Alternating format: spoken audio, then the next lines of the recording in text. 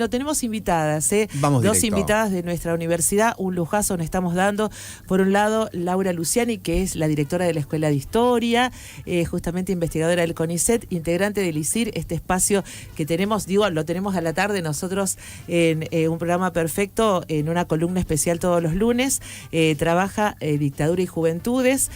También Agostina Racetti Kohler, que es profesora de Historia y maestranda de Derechos Humanos, becaria doctoral también del ISIR, y trabaja temas que tienen que ver con el asesinato y desapariciones de Rosario que se dieron entre el 71 y el 73. Ambas las conocemos, las hemos escuchado en nuestros micrófonos. A propósito que tuvimos un congreso muy importante la semana pasada, fue el primer congreso sobre historia de la dictadura, de la última dictadura militar, y charlamos a propósito de eso. Laura, ¿cómo están? Bienvenidas a ambas, un gusto tenerlas. Bueno, algunos decían, es el primer congreso, tuvieron la idea de darle justamente este contexto de los 50 años y poder debatir, cuestionar, pensar de nuevo estas cuestiones, ¿verdad? Sí, así es. Si bien, yo lo decía en la inauguración, Rosario tiene una cierta tradición de realizar congresos, y la Escuela de Historia, acá se hizo en el 2003 el primer congreso sobre, las primeras jornadas sobre historia reciente, de trabajo sobre historia reciente. Es decir, que ya el tema de la historia reciente ha sido un tema que ha sido central, digamos, en las preocupaciones de algunas investigadoras de nuestra Facultad de Humanidades y Arte y de nuestra carrera de Historia. Lo que pasa es que el proceso de diversificación de investigaciones sobre la historia reciente ha sido muy amplio, y la última dictadura militar ha sido, durante por lo menos hace 15 años, un tema de investigación muy sólido, muy consistente en las ciencias sociales en general y en la historia en particular. Y en ese marco, bueno, en finales del 2024, Gabriela Águila, que es docente de nuestra escuela y además una investigadora muy conocida, reconocida por sus estudios sobre historia de la dictadura militar, un grupo de colegas de CLIOS, del ISIR, también del Seminario Permanente de Historia Social del Pasado Reciente y de la Escuela de Historia, digamos, convergimos en decir, bueno, hay que hacer un congreso de historia de la dictadura militar. Es un momento para hacer balances de las investigaciones que se vienen llevando adelante, por lo menos en Argentina, ¿no? Cuando hablamos de ese concepto de historia reciente, ¿cuánto tiempo para atrás pensamos? Ese es todo un debate. Hoy en día está todo en discusión eso, porque efectivamente cuando el término surgió hace ya, estamos hablando, 20 años. Bien. Te estoy diciendo, en 2003 fue el primer congreso acá. Ahí pensábamos los años 60 por lo menos, y todas las discusiones en torno a los 60 para acá, y ha ido variando esas discusiones. Bien. Hoy creo que hay un panorama donde se ha tratado de ampliar, sobre todo hasta los tiempos mucho más recientes, pensar una historia del tiempo presente y pensar que se puede historizar el tiempo presente. Entonces abarcaría hasta la actualidad. Yo soy de las convencidas de que la historia tiene que pensar el tiempo presente, tiene que historizar el tiempo presente, y ahí hay una relación que no podemos eludir. Porque hablamos permanentemente, Anita, el tema de qué significa, y va a parecer cacofónico, pero bueno, historia reciente. Recién mencionabas que cuando arrancaron a debatir 2003 se iban al 60. Me atrevo a decir, con total falta de respeto, hoy cuando hablamos de historia reciente nos referimos dictadura para acá, por ejemplo. O sea, justamente en los últimos 50 años. Te metes en líos, ¿no? solo te metes en líos. Ahí me puedo sumar también con algo en relación a esto último que decía Diego, ¿no? Y volviendo a lo del Congreso. Yo reflexionaba el otro día mientras participaba de una de las mesas en el Congreso, que mientras nosotros y nosotras estábamos llevando adelante el Congreso sobre la historia de la última dictadura militar, el gobierno nacional estaba desclasificando documentos que tuvieron que ver con el funcionamiento de los servicios de informaciones en el periodo 73-83. ¿Y por qué digo esto? Digo esto porque me parece que justamente estos discursos que de alguna manera promueven el odio y reivindican los crímenes de la dictadura se han montado sobre los silencios, las omisiones y la falta de capacidad que nosotros mismos desde el campo popular tenemos para discutir determinadas cuestiones. ¿Qué quiero decir con esto? Quiero decir que el golpe de Estado del 24 de mayo no nació de un repollo. Cuando nosotros hablamos de, pongo entre comillas, ¿no?, la categoría de terrorismo de Estado, cuando hablamos de el accionar de los grupos paraestatales en la ciudad de Rosario y nuestra región, nosotros nos tenemos que remontar varios años hacia atrás. En este sentido, por supuesto que después en las mesas del Congreso se abrieron esas discusiones, no es que esas discusiones no estuvieron presentes, pero de alguna manera abrieron temas o problemas que el nombre per se estaba cerrando, ¿sí? Porque el Congreso era sobre la historia de la última dictadura. Y nosotros tenemos que discutir una cantidad de temas y de problemas que tienen que ver con la última dictadura, pero que no se reducen exclusivamente a la última dictadura. De hecho, las últimas 2 dictaduras en la Argentina fueron dictaduras que nosotros podemos pensar como dictaduras alineadas bajo, digamos, la doctrina de la seguridad nacional, ¿no? Entonces ahí hay que remontarnos bastante más hacia atrás en el tiempo para pensar lo que aconteció en nuestra región y en el país Para pensar entero. todo como proceso, no como cosas que surgen de la nada. Me quiero quedar en este tema que tiraste, que me parece importante, que es esta desclasificación de documentos. ¿Qué significa eso? Y bueno, por supuesto, ¿cuál es la información que el gobierno sabemos que está construyendo una narrativa muy particular sobre esto? De hecho, mencionábamos algo del video que desde hoy está circulando en redes y demás. ¿Cómo está construyendo esta visión que tiene justamente de este momento de la historia? Y a propósito de esto, tiene que ver con los documentos. Claro, porque ahí lo que vemos nosotros es que están clasificando los documentos que tienen que ver con el accionar de la AAA, con el periodo 73-76, y no es porque los estén desclasificando para decir, bueno, hay que hacer memoria, verdad y justicia y juzgar a los responsables de los crímenes de la AAA. No es ese el planteo. Ojo, el planteo es: durante el tercer gobierno peronista se llevaron adelante acciones represivas y se montó toda una estructura de espionaje ilegal y de persecución política que continuó vigente durante el periodo posterior, porque ellos reivindican en bloque todo lo que fue para ellos la lucha antisubversiva, no la que desarrollaron exclusivamente ellos del 24 de marzo. Ahora nosotros les podríamos responder que entonces desclasifiquen también los documentos vinculados al accionar, por ejemplo, del Comando SAR en la ciudad de Rosario, ¿tá? Porque desde los rosariazos, por lo menos desde el año 69, nosotros vemos que ya operaban en el territorio comandos paraestatales. Entonces, ¿por qué el gobierno solo desclasifica a partir del 73? Porque justamente lo que están haciendo es tratando de cargar las tintas sobre el gobierno peronista. Y que también el campo nacional y popular, y nosotros como peronistas, los que somos peronistas, tenemos también que discutir los crímenes de la AAA, porque si nosotros hacemos silencio sobre esos silencios se montan los discursos que reivindican esa accionar. Claro. Exactamente. A mí me gustaría pensar en 2 o 3 cuestiones en primer lugar. Siempre es importante la desclasificación de archivos, entiendo y claramente hay un objetivo allí, pero sí es necesario, digamos, nosotros las investigaciones que hemos hecho desde el campo de la historia ha requerido también de esos archivos y hemos reclamado insistentemente que los archivos formen parte de esos acervos con los cuales pensar nuestro pasado. Y pensar lo que decía Agostina, las continuidades, digo, y las transformaciones que ha significado. Efectivamente, nadie que estudia historia dice el 24 de marzo nacen las cosas de un repollo, pero sí efectivamente pensar en las continuidades hacia atrás, pero también hacia adelante. Digo, pensar, bueno, cómo escribimos la dictadura en procesos históricos muchos más amplios que tienen que ver con la historia de nuestro país.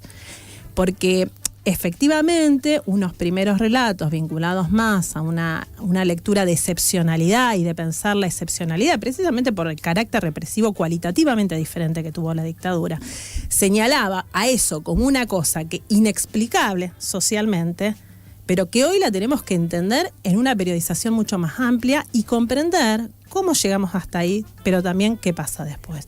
Y eso me parece que es un ejercicio que tenemos que hacer, histórico. Es decir, por eso cuando hablo de historia del tiempo presente, historia reciente, tiene que ver con, bueno, cómo podemos tender lazos desde hoy para pensar ese pasado, para pensar las implicancias de ese pasado en nuestro presente y para pensar qué nos ha dejado, ¿no?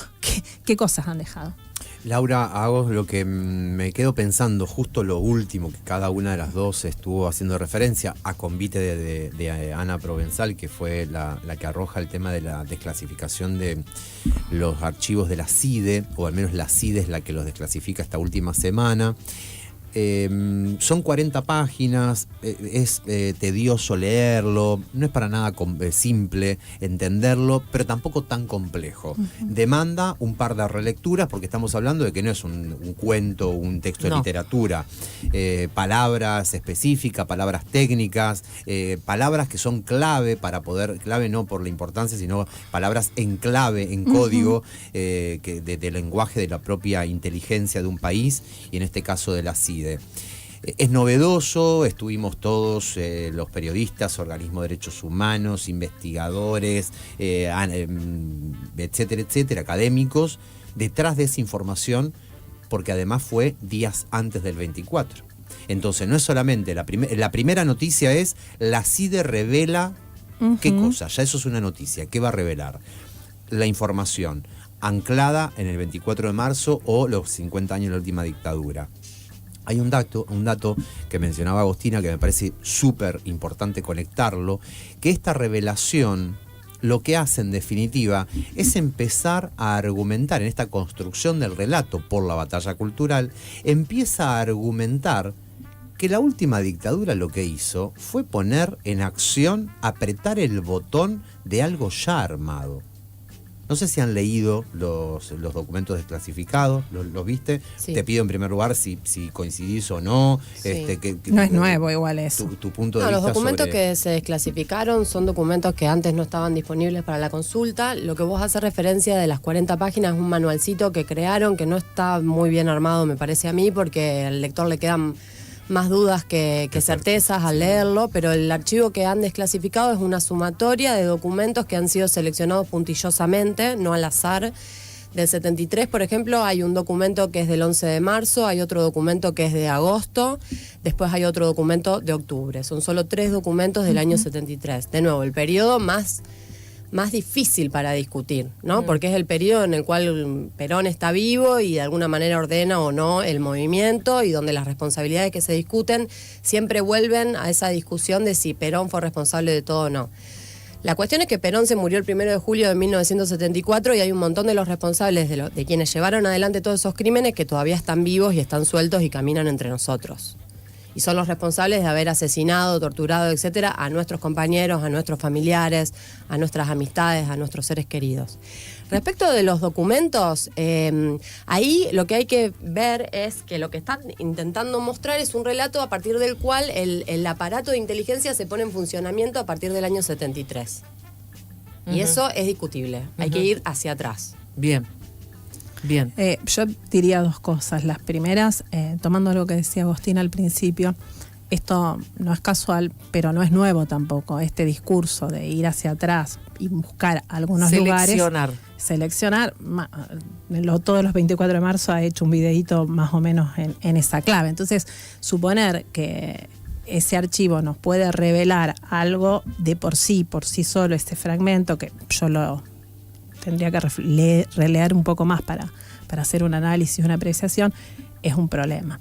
De todas maneras, es cierto que la maquinaria represiva del Estado y la represión no nace el 24 de marzo, es cierto, digamos, tienen varios ensayos los militares previamente, digo, la forma en que funcionan no es nueva, pero hay una cosa cualitativamente distinta que aparece con la dictadura, que tiene que ver con la dinámica de los centros clandestinos de detención, la estrategia, digamos, más organizada con la que esa represión se lleva adelante, que claramente marca una diferencia y que me parece que significa también poder pensarlo. Después, la dinámica represiva del Estado y cómo el Estado reprime, tiene sus condiciones de larga duración, porque es una de las prácticas que funciona en el Estado reprime. Lo complejo de esto, y que me parece que Pablo hace un ratito hizo referencia y a mí me pareció muy interesante la apreciación de él, porque es algo que también salió en el Congreso, es que estos discursos actuales son más justificatorios que negacionistas. ¿Y qué están justificando? La represión. Y en este contexto de fuertes represiones, justificar la represión no es casual ni es menor.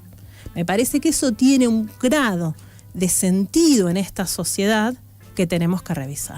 Avalar esa metodología con la que vienen haciendo las cosas. Avalar la represión sobre los procesos de conflictividad social. Avalar represión sobre gente que protesta en los miércoles, a los jubilados, a los discapacitados, a las personas. Eso, digamos, no siempre es así. Digo, la legitimidad social sobre la represión que hace el Estado tiene sus distintos bemoles. Hay momentos en que hay una crítica a eso y hay momentos en que se consensúa. Que desde el Estado se acepte, se justifique la represión del pasado, de la dictadura, digamos, tiene también sentidos en el presente. Y eso me parece que es preocupante, digamos, pensar en este juego presente-pasado, ¿no? Claro. Y ahí me parece que también tenemos que detenernos un poco a pensar en las categorías que usamos para dar cuenta de los procesos históricos, Porque represión da cuenta de muchas cosas. Me parece que hay que hablar, para pensar la última dictadura, de la fase de exterminio. Y que esa fase de exterminio viene de alguna manera a materializar un genocidio que tiene que ser pensado como proceso histórico y que tiene todo un momento anterior y todo un momento posterior ese genocidio. Por supuesto que hay un salto cualitativo, cuantitativo entre lo que fue el accionar de los grupos paraestatales antes y después del 24 de marzo. Quiero decir, después del 24 de marzo, los centros clandestinos de detención, tortura y exterminio se multiplican a lo largo y ancho del país, pero no nacieron el 24 de marzo. Nosotros sabemos acá en Rosario y en distintas regiones en distintas regiones del país que los centros clandestinos hicieron su aparición antes del 24 de marzo. Y de hecho, las búsquedas de niños o de bebés apropiados también datan de años anteriores a la última dictadura. Entonces, si hay un salto cualitativo, si hay una diferencia entre lo que se lleva adelante durante la dictadura, porque ahí se llevan al paroxismo toda esa cantidad de crímenes aberrantes, pero eso no quiere decir que nosotros no tengamos que mirar que toda esa construcción de un Estado que actúa clandestinamente, con grupos paraestatales, que son oficiales y clandestinos a la vez, se viene haciendo desde fines de los 60. Total, ese es el tema. Total, sí.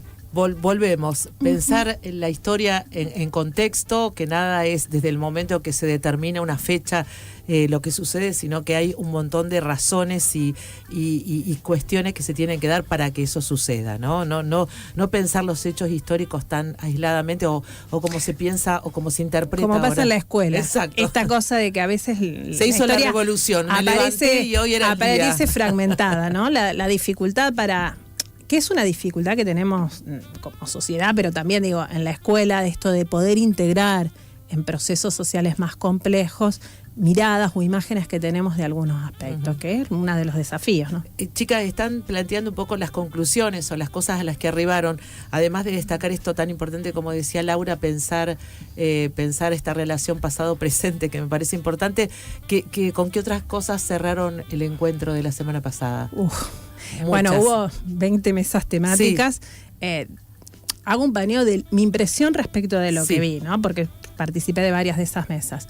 Una, que, digamos, tanto las mesas que tienen que ver con la línea de estudios sobre represión, que hay una línea muy prolífica ahí, o de memorias, ha tenido un lugar importante, pero también me parece que hay algo que se está reevaluando y revisando, que tiene que ver con pensar la sociedad, digamos, que es algo que se venía haciendo desde hace varios años, que es los comportamientos sociales en dictadura, poder entender qué pasa con esa sociedad en dictadura, porque a nosotros nos parece muy ilógico a veces tratar de entender cómo esto fue posible, cómo estos centros clandestinos, cómo se producen las desapariciones y la gente vive su vida normal, ¿no? Esa preocupación de, bueno, ¿cómo pasaba esto?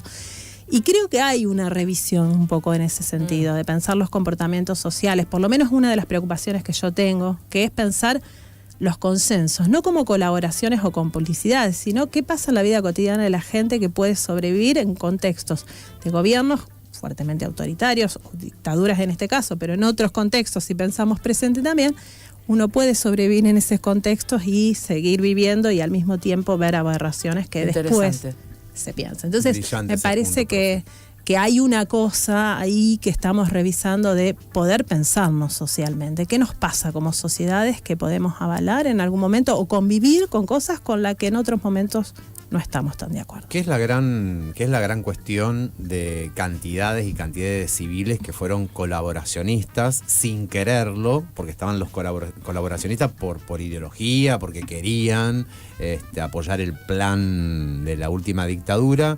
Pero cantidad y cantidad de ciudadanos que se dieron cuenta con el tiempo, mientras transcurría la dictadura, o muchos años después. Sin dudas que es clave el empezar a hurgar sobre qué pasó en su momento, porque mientras escuchaba a Laura, me viene a la cabeza lo que está sucediendo hoy. Están apaleando religiosamente todos los miércoles a los jubilados y me incluyo entre esa demencia, manos abiertas, no es que me tomo el bondi y me voy a defender a los jubilados todos los miércoles. O pasa una reforma laboral mientras todos siguen haciendo cosas. Sí. O la ley de punibilidad para menores, que nada, digamos, pareciera afectar a nuestra vida cotidiana. Total. Y eso es todo un tema, hay que pensarlo. ¿A vos? No, a mí me gustaría un poco también, si ya estamos redondeando, llamar la atención sobre el hecho de que nosotros nosotros no, pero se ha tejido de alguna manera un determinado silencio en torno a la identidad política de las víctimas del terrorismo de Estado. Me refiero a la identidad política militante y en algunos casos también a la identidad política combatiente. Sobre esos silencios que nosotros, o que la democracia ha construido en torno a esa identidad política, se vienen de vuelta a montar los discursos negacionistas o reivindicadores. No es casual que lo llamen, por ejemplo, al hijo de Larrabure, para hacer el video que salió hoy publicado. Exactamente. Y me parece que nosotros tenemos que poder también dar cuenta de en qué contexto y en qué estado de situación, en qué proceso histórico, de qué manera surgen las organizaciones político-militares. Al igual que el golpe de Estado no nace de un repollo, las organizaciones político-militares tampoco nacieron de un repollo. Nacieron en un contexto de años y años de proscripción política, donde el partido o la identidad política mayoritaria del pueblo argentino estaba absolutamente proscripta, si bien con algunos intervalos, con algunos matices, pero digamos, una continuidad de 18 años de proscripción política. En ese contexto nacen y se desarrollan las organizaciones político-militares. Por eso también hay muchos estudios que vienen a plantear y a mostrar que el genocidio tiene que ser pensado como proceso y que hay que remontarnos incluso a lo que fueron los bombardeos de Plaza de Mayo en el año 55, exacto, el golpe de Estado y toda esa seguidilla de gobiernos con una debilidad, digamos, en cuanto a su legitimidad de origen, que va a propiciar y a permitir todo ese caldo de cultivo que después, da como resultado la historia que nosotros hoy podemos recuperar. Laura, Agostina, muchas gracias por venir y por ustedes. sumarse a la transmisión especial por estos 50 años del último golpe. Muchas gracias. Muchas gracias por la invitación. Laura Luciani, investigadora del CONICET, integrante del Instituto de Historia de nuestra universidad, directora de la Escuela de Historias, trabaja básicamente dictadura y juventudes. Agostina Rasetti Kohler. Rasetti, ese nombre que has visto escrito, que has visto pintado en el patio de la Facultad de Humanidades, exactamente, y nieta, ¿no? Nieta de Constantino. Nieta de Constantino. Profesora de Historia y maestra en Derechos Humanos, becaria doctoral también del ISIR, trabaja casos de asesinatos y desapariciones de Rosario que se han dado entre el 71 y el 73. Seguí escuchando Radio Universidad de Rosario. Estamos en vivo y en directo en una transmisión especial hasta las 16 horas. Voces, testimonios, que estaremos y seguiremos reflexionando sobre lo que ha significado la última dictadura genocida en nuestra República Argentina.